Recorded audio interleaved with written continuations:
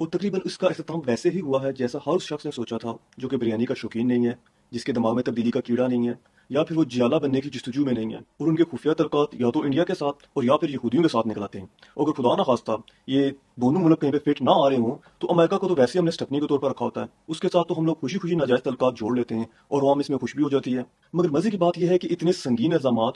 और कभी कभी रंगीन भी, क्योंकि अगर घी सीधी उंगली से ना निकले तो फिर जाहिर सी बात है उंगली को टेढ़ा तो करना पड़ता है। तो खैर इन सब इल्जामात के लगने के बावजूद कोई भी पार्टी दो तिहाई अक्सरियत लेने में कामयाब नहीं होती और अवाम को चाहिए कि वो हुकूमत के साथ तावन करे। अब वैसे तो अवाम की जो तावन करने की औकात है वो तो दहाइयों से खत्म हो चुकी है, लेकिन चूंकि तावन के अलावा और कोई दूसरी चॉइस भी नहीं दी जाती, इसलिए अवाम के पास कोई दूसरा ऑप्शन भी मौजूद नहीं होता। सबसे पहला ख्वाब ये होता है कि अगले 4 सालों के बाद आपको गोरे पाकिस्तान में हाथों में सीवियां लिए बाजारों में धक्के खाते हुए नजर आएंगे। शाहरुख खान, अजय देवगन, सुनील शेट्टी, अक्षय कुमार इन सबको बालों से पकड़कर घसीट कर पाकिस्तान में लाएंगे और जबरदस्ती इनसे अपने ड्रामों में फ्री में काम करवाएंगे।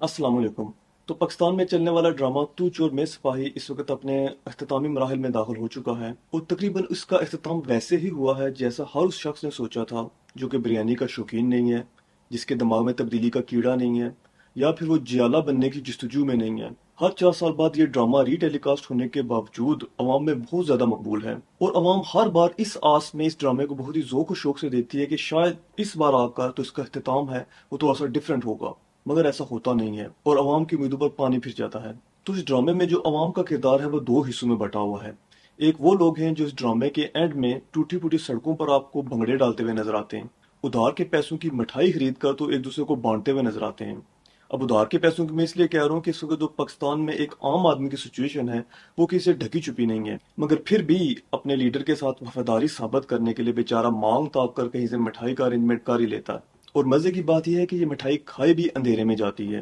क्योंकि पाकिस्तान के अक्सर इलाकों में पूरा साल लोड शेडिंग का मसला जारी रहता है और दूसरी तरफ दूसरा ग्रुप होता है जो रो रहा होता है, पिट रहा होता है कि उनके साथ धांधली हुई है, उनके साथ करप्शन हुई है, उनकी पार्टी को नीचे लगाने में किसी और का हाथ था, इसके अलावा डंडे का बेदरे इस्तेमाल करने की शिकायत की जाती है। तो फिर इस तरह लड़ते झगड़ते जो 4 साल में पूरे हो जाते हैं और 4 साल पूरे होने के बाद अवाम की जो शिफ्ट है वो चेंज हो जाती है। इससे पहले जो लोग आपको भंगड़े डालते हुए नजर आ रहे थे वो सिर्फ मातम बचा लेते हैं, और जिस पार्टी ने पिछली बार रो रो कर आसमान सर पर उठाया हुआ होता है वो इस बार आपको उन्हीं टूटी फूटी सड़कों पर भंगड़े डालती नजर आती है। अब हर बार इस कहानी के जो मेन पॉइंट्स होते हैं वो तकरीबन एक जैसे ही होते हैं, वो मैं आपको बता देता हूँ। अगर आपको उन पर एतराज हो तो प्लीज मुझे नीचे कमेंट्स बॉक्स में जरूर बताइएगा। तो होता यूं है कि 4 साल पूरे होने के बाद जो मुल्क के महसूस अदारे हैं और जो अपोजिशन पार्टी वाले हैं उनको ये पता चलना शुरू होता है कि जो मौजूदा हुकूमत है वो गद्दार है। उसने तकरीबन मुल्क को बेच डाला है, मुल्क दिवालिया होने की नहज पर है, और जो अदारे पिछले 4 साल से सोए होते हैं वो अचानक से एक्शन में आ जाते हैं।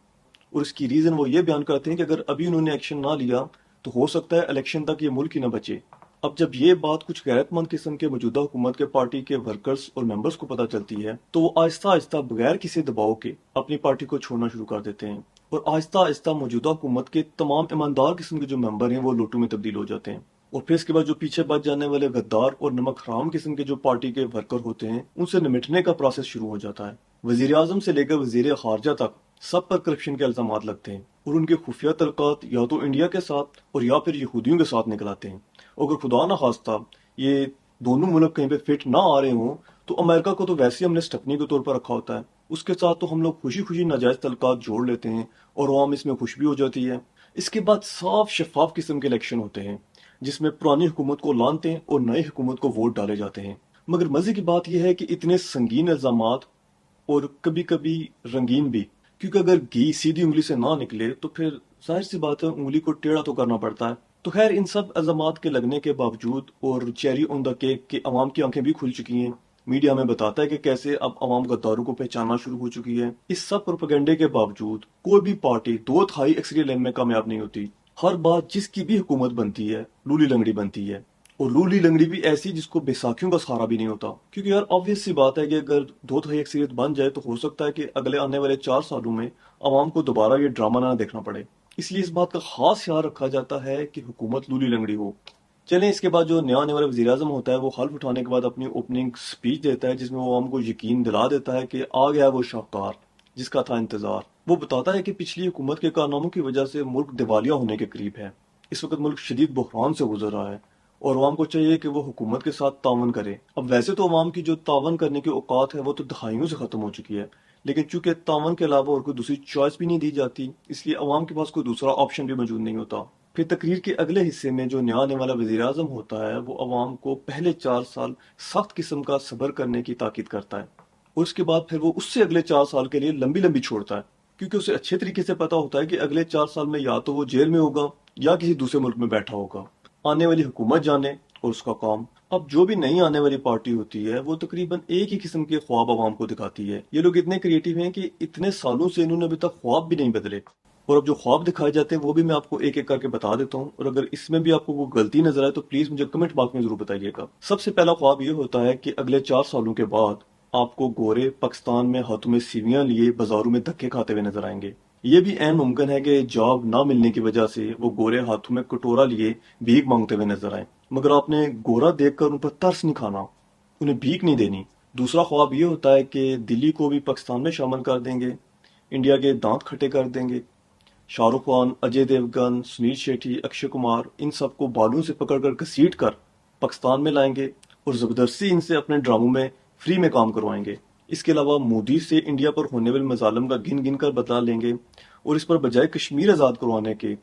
پورے انڈیا پر ہی اپنا قبضہ جما لیں گے اور مسئلے کو جڑ سے ہی ختم کر دیں گے۔ تیسرا خواب دکھایا جاتا ہے کہ پوری دنیا کے فیصلے پاکستان کے اشاروں پر ہوں گے، اور آپ کو بتایا جاتا ہے کہ پوری دنیا کی ذمہ داری آپ کے نازک کندھوں پر پڑنے والی ہے، اس لیے تیار ہو جائیے۔ اسلام کا جھنڈا پوری دنیا میں لہرائیں گے۔ پھر اس دھواں دار تقریر کے بعد ملک چلانے کا آغاز ہوتا ہے، اور اگلے 4 سالوں میں مہنگائی عوام سے ایک بار پھر 2، 4 یا 6 قدم آگے نکل جاتی ہے۔ ایک اچھی زندگی گزارنے کے لیے ایک عام آدمی کی جو بنیادی ضروریات ہوتی ہیں وہ عوام کی پہنچ سے مزید دور ہو جاتی ہیں۔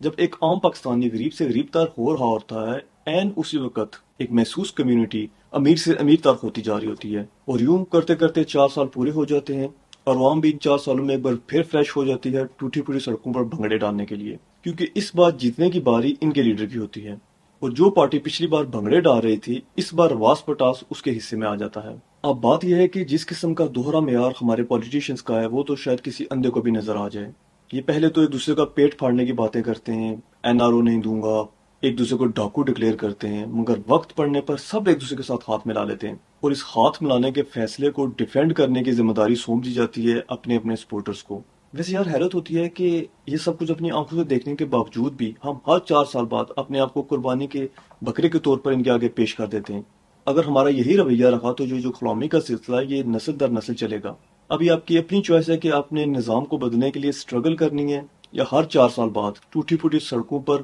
بھنگڑے ڈال ڈال کر ڈور کو پھاڑنا ہے۔ تو پھر اس کے ساتھ ہی مجھے دیجیے اجازت، لیکن گھبرائیے مت، میری جو اگلی ویڈیو ہے وہ 4 سال سے پہلے آ جائے گی۔ آپ سے ملاقات ہوگی نیکسٹ ویڈیو میں، تب تک کے لیے اللہ حافظ۔